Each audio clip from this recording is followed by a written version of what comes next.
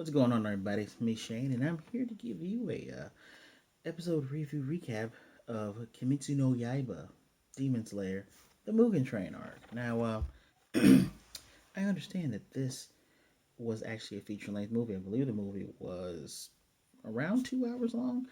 And if you remember my review of the whole entire first season of Kimetsu no Yaiba, Demon Slayer, approximately 3 or 4 months ago, I said that I would eventually delve into the train. I was waiting for more information on Demon Slayer when the next season will start.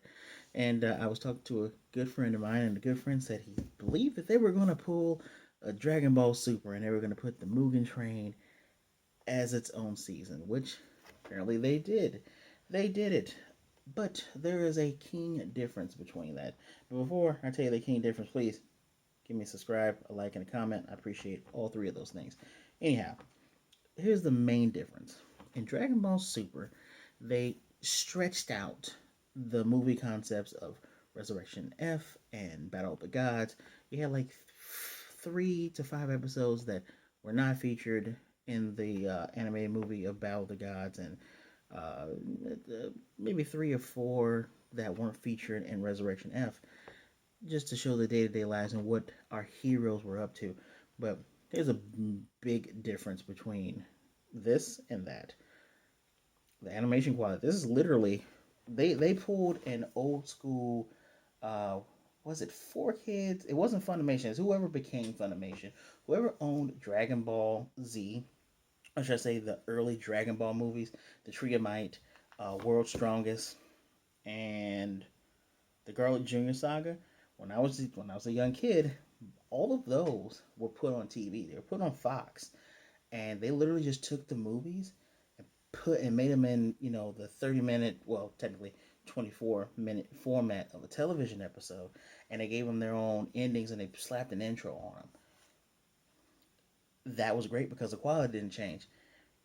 Battle of the Gods and Resurrection F. If you go to that Battle of the Gods fight with Super Saiyan 3 Goku versus Beerus, and it looks absolute.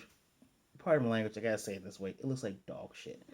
But in this, the Mugen Train, they just said, hey, we're gonna put some. I think they put extras on this because we got a nice little ending. The nice little endings that happen at the end of Demon Slayer. We got that. We got the great music, the amazing animation, that good 2D, 3D goodness of Ufotable and Shueisha, and I can't remember who the third one is. Bird Studio, stuff that these people are known for. Ufotable mostly. It was great. Nothing was lacking in this, and I appreciate that. If you're going to take a movie that is canon to your show, do it like this. This is the gold standard. Yeah. So, I don't really know how to talk about this because a little bit of things have been spoiled for me. I'm going to pretend like I don't know those things, so those things are out of my head. But um, I guess I'll just do it in my normal format where I run down everything. Funny enough, the first episode is 27 minutes. The second episode that premiered today is 23 minutes long. I will end up giving you my episode 2 review probably, well, technically this is going to go out, it's Monday. Later on today, if not early Tuesday. I plan on trying to get it out today, though. Um, just so I can stay up to date with those things. Is there anything else? Because I wrote some stuff down. So December 5th is when the real season 2 starts. But for all of you like myself who haven't seen the Mugen Train arc, just watch this. It'll give you something to do on a Sunday morning, Sunday afternoon, Sunday night. It's no harm, no foul. But if you really can't wait, just go ahead and watch it. But I'm pretty sure the ending parts on here is really nice. So this flame arc, I call it the flame arc. The Mugen Train arc is about the flame Hashira named Rengoku Kyojuro. Rengoku seems to be a fan favorite. Wasn't Burst Steel, it was Amniplex, my bad. Seems to be a fan favorite. Um, we are quickly greeted on this episode with the conductor getting killed by a demon that is on the train. And we are introduced to Rengoku because if you remember, we met him in the last, not the last 2 or 3, but I want to say the last 5 or 6 episodes, right after that insane incident that happened in the forest with one of the upper level demons, the lower upper level demons that the I can't remember the bad guy's name. I actually don't remember his name. Yeah, it'll come to me. But with that battle in the forest where my boy Tanjiro put boots to asses, but did get some assists um, from Yamoja. I can't remember his these names. Look, these are old school names, so pardon me if I forget a lot of them, but I remember the ones that matter, right? So we're quickly introduced to this guy. His it seems his catchphrase is after he eats something, he says it's delicious. He says umai, it's good. He's eating noodles. His subordinate comes in. He gets his subordinate some noodles, and he gets a second helping. They're having some banter with the guy that's the owner there.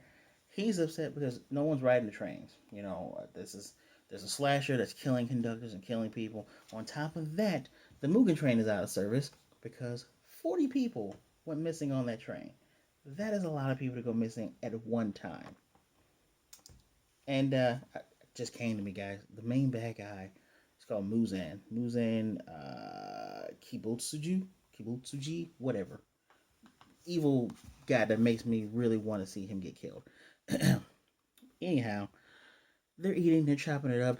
His subordinate basically came there to tell him, hey, I actually found out where the Mugen Train is going to be, so we should probably get along to get in there. He's like, cool, I'm going to finish eating this. Funny enough, the owner of the establishment made him some tempura that's on the house.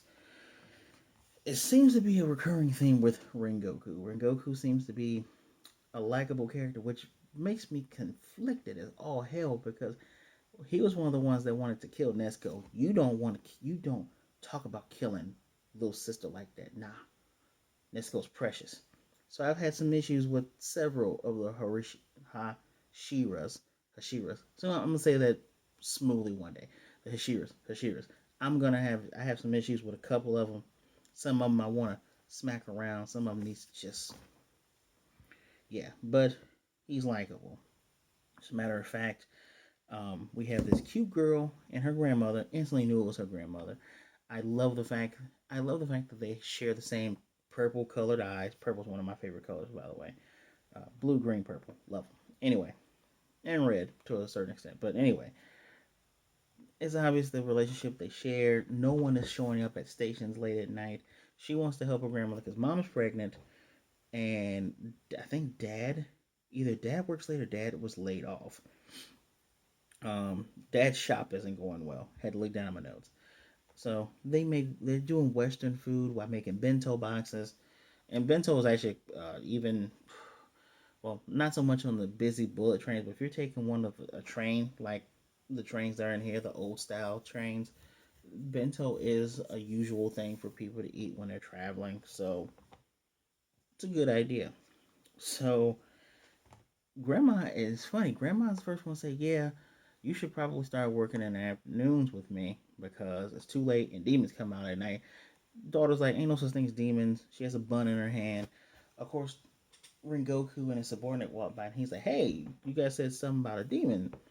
You seen anything strange going on here?" The girl's freaked out. She's trembling. And he's like, "Hey, don't tremble so much. You're going to drop that delicious bun." She slaps him in the face with the bun. He catches it, eats it, and goes, "You know what? I'm going to buy all your bento." Takes half of the bento, gives it to the subordinate to give to the other Hashiras. That's probably why they like him, because the dude thought of him. But he keeps the other half. Now, the young lady apologizes and everything because, her grandma says obviously he wasn't trying to mess with us. And, you know, she's a little kid. She doesn't believe in all the demon stuff. But um, grandma, I love the fact that grandma can sense something isn't right. So she says, we need to just close up and go home. Now, the passage of time is a bit weird here because this is at night.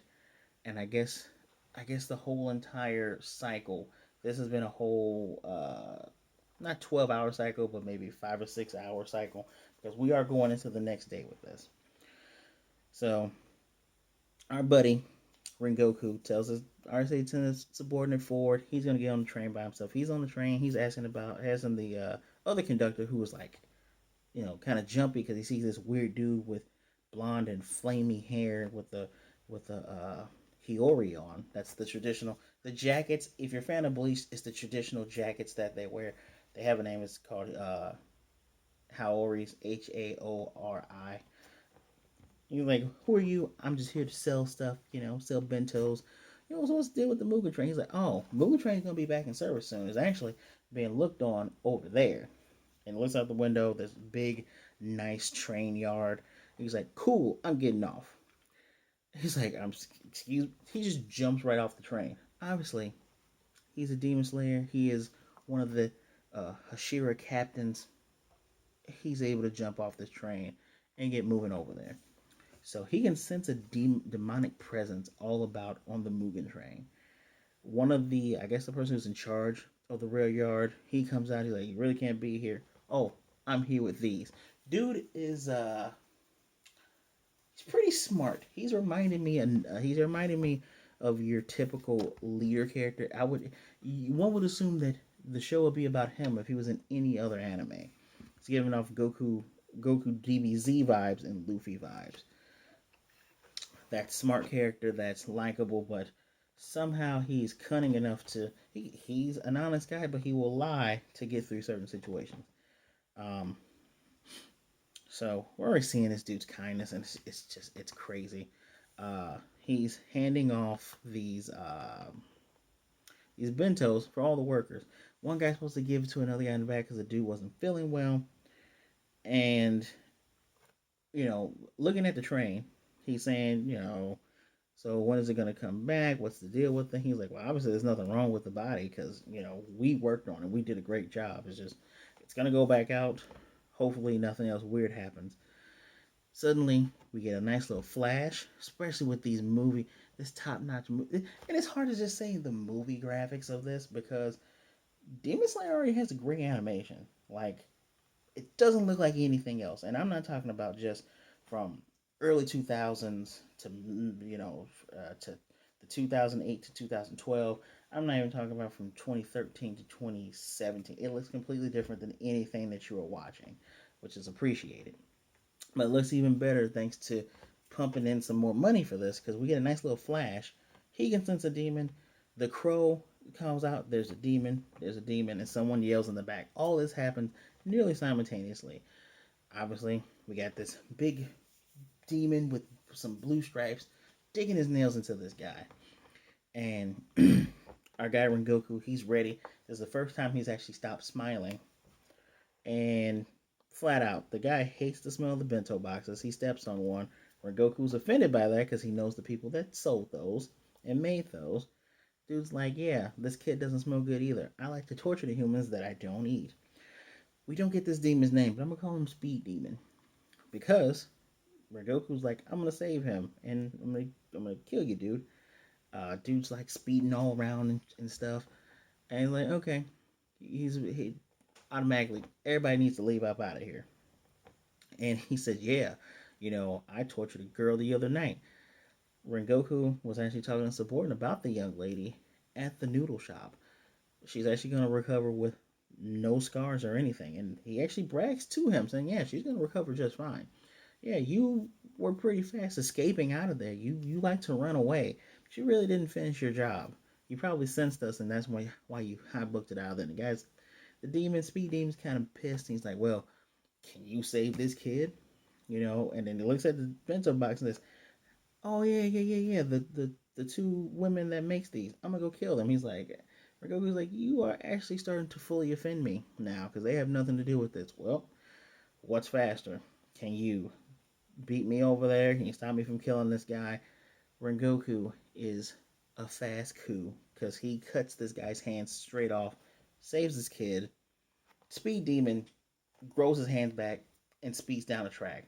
It's still nighttime, so it looks like we're getting close to the time where vendors have to set everything up. And granddaughters with grandmother, they're going into the station. They're going to set up their stuff. She's determined to help grandmother no matter what. Well, Rengoku bandages up the kid, tells him he's going to be all right. The medical team come in. They do a nice little formation around him, being prepared. So, where were you guys in that forest of death back in season 1? Anyway, He says, leave it to you. He books it. His breathing technique makes him unbelievably fast. Like, he starts running and he uses a breathing technique, and he is literally a flaming blur. His flame like hair becomes on fire, and he's running. He's like Sonic. He can really move. Grandma and granddaughter are setting up things. Speed Demon gets there. He's like, yeah, okay, you guys are the ones that make this nasty food. Little granddaughter came, believe in rise. She did say her name, but I didn't bother to catch it because I'm watching. I'm watching and typing. I'm trying to enjoy this because I actually like the show. And excuse me. Uh, One thing to note that the banter between Rengoku and Speed Demon said he's bragging, saying, "Okay, well that girl, she's gonna be scarred and scared for life." Rengoku's like, "I ain't gonna let that happen. We're gonna make sure she's okay, and we're gonna heal those scars too. So you are a failure." This is why he's making it personal to try to kill these two.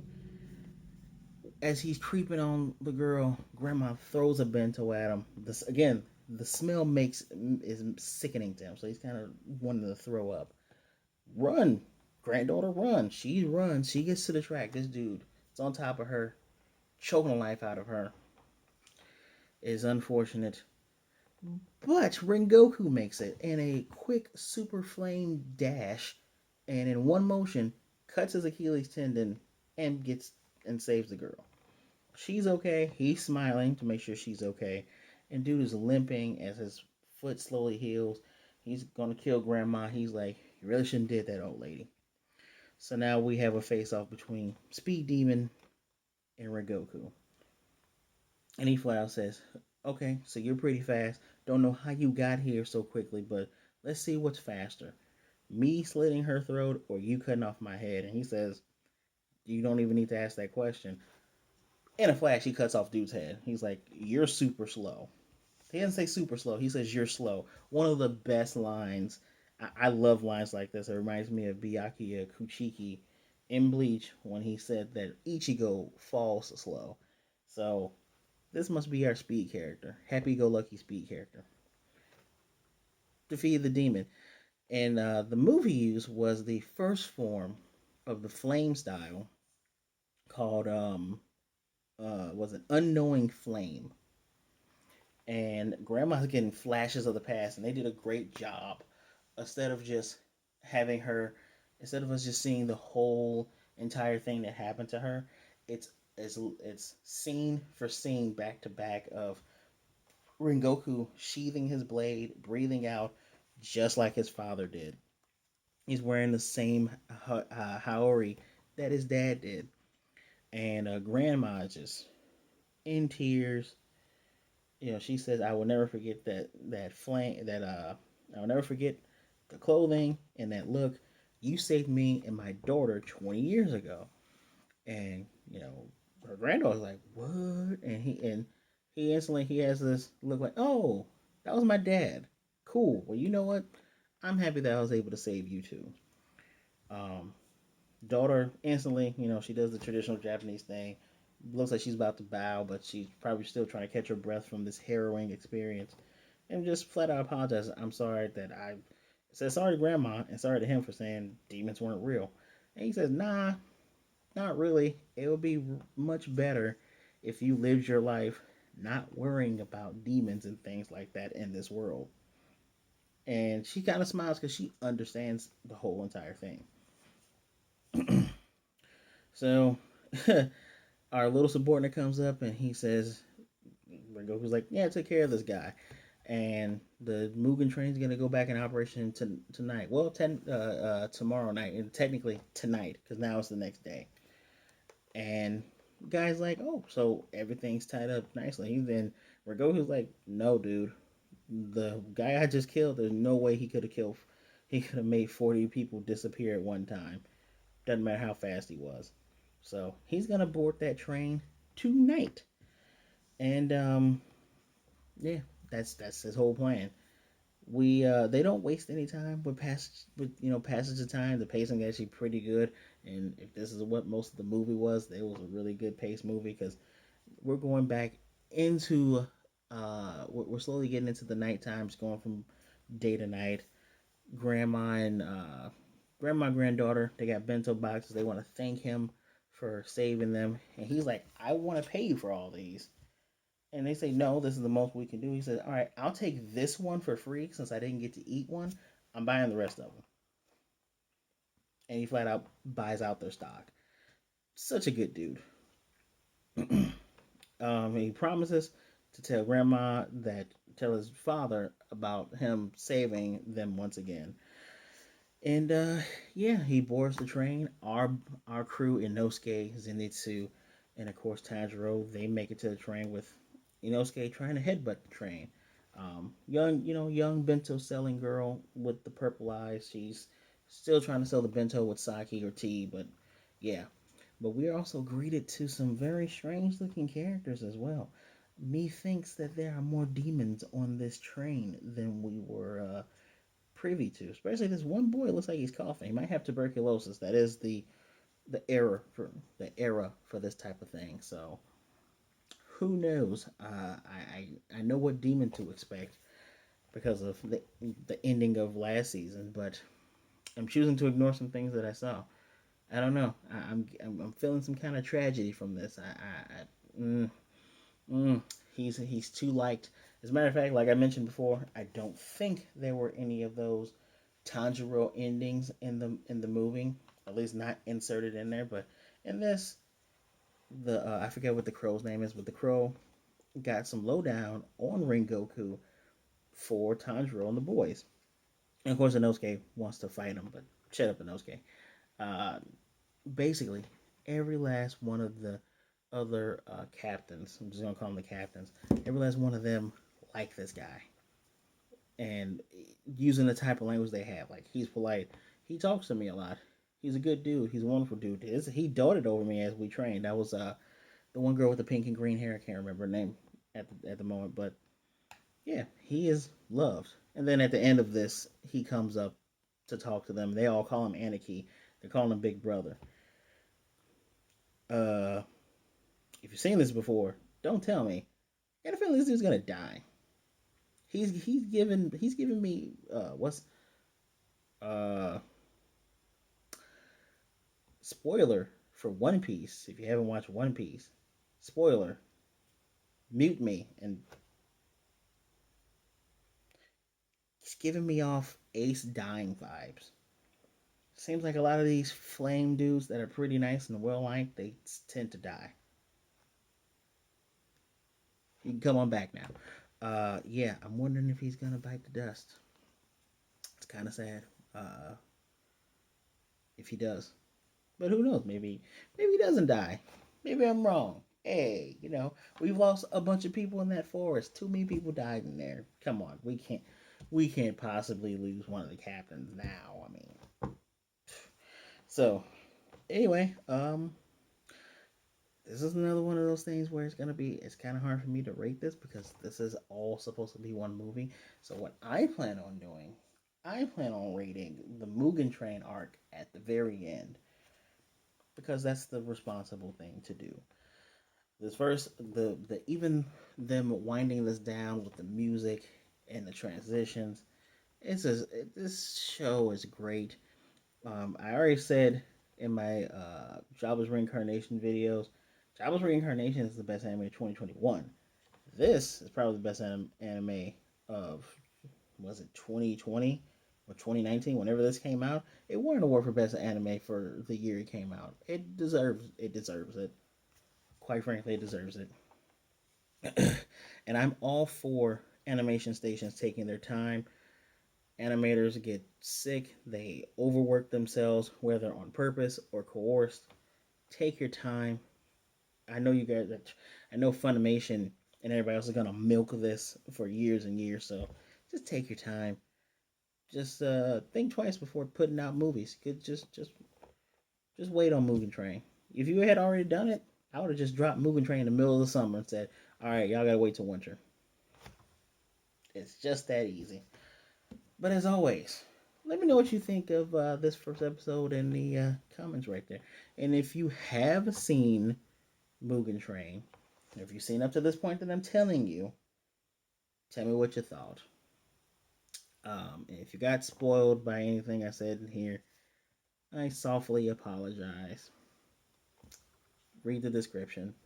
So, please, give me a like. As always, if you're new here, give me a subscribe. And if you are subscribed, hit that notification bell because I'm going to do these every Sunday. You're going to get a double this week. But technically it's going on Monday, but I do these every time they come out. So you're getting a double this week, and we'll be on schedule following starting next weekend. So as always, share the video so others can see the kind of conversations we're having. Maybe they can do some deep dives. I really like those kind of things. As always, I deeply appreciate each and every one of you for showing up. Thank you very much. Be good, be blessed. Wash your hands.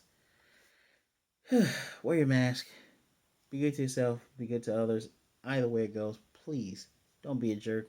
And I will definitely see you next time.